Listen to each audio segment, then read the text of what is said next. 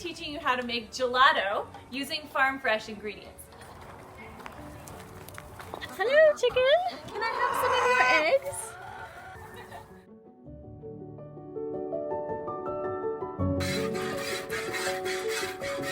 Her milk is nice and creamy and rich. Good girl, Misu. Misu gives us a pretty consistent pint of milk, which is great. We're gonna need more than a pint of milk, so I'm gonna use cow milk also. I use raw milk in my recipes. You can use store-bought. In observance of staying at home for weeks on end, I am wearing my PJ bottoms for this because who isn't? All right, so let's get started. First, what you're gonna need is you're gonna need 4.5 cups milk. Okay, I have 4 cups here, and then I also put a half cup of milk in here. I also took off the cream from the top of my cow milk. So I used 2/3 cup of cream from my cow milk. You might want to buy some cream at the store. I also have 1.5 cup of sugar divided because you're going to add them at different times. I have 4 ounces of chocolate. The recipe calls for bittersweet chocolate. I'm just going to use what I have on hand. I had a bar of milk chocolate. That's what I'm going to use.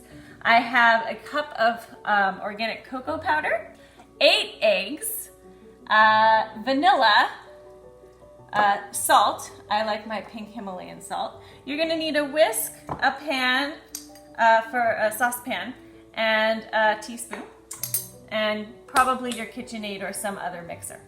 Okay, so we're gonna get started. What we're gonna do is we're gonna take the milk. So I'm actually gonna add the cream first because it kind of gets stuck into my, there we go. Get all that cream in there. You want a very creamy gelato. All right, so we've got our milk, our cream, and 1 cup of sugar into our pot. We're gonna go ahead and go to the stove now, and we're gonna heat it until it simmers. While my milk is starting to get heated up and simmering, I'm going to real quickly separate the yolks from the whites. So I'm going to set this aside. I'm going to put my 8 extra large egg yolks in here and my sugar. 1/2 cup sugar. That's all the remaining sugar you have. And I'm going to go ahead and start whipping that up real good.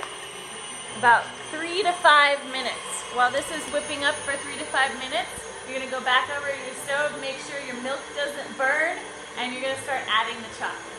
Now that it's heated up nicely, it's starting to get to the simmering point, I'm gonna go ahead and add my chocolate pieces, and I'm gonna add my cocoa powder.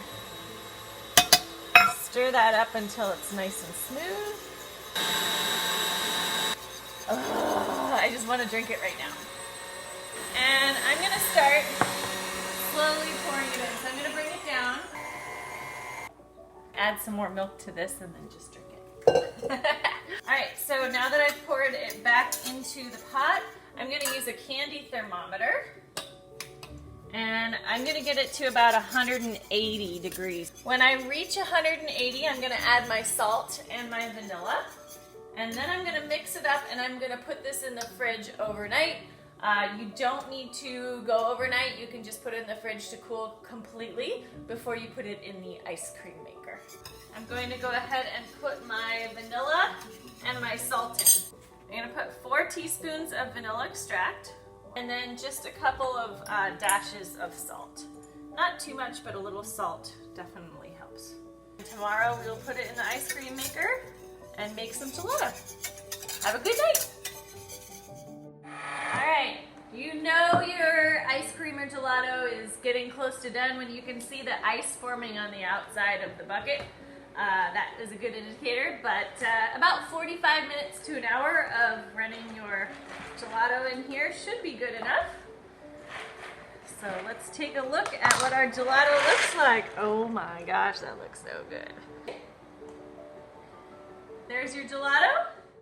All right, so it's been enough time to put this in the freezer. Let's see how it is. Ooh, that's nice and hard.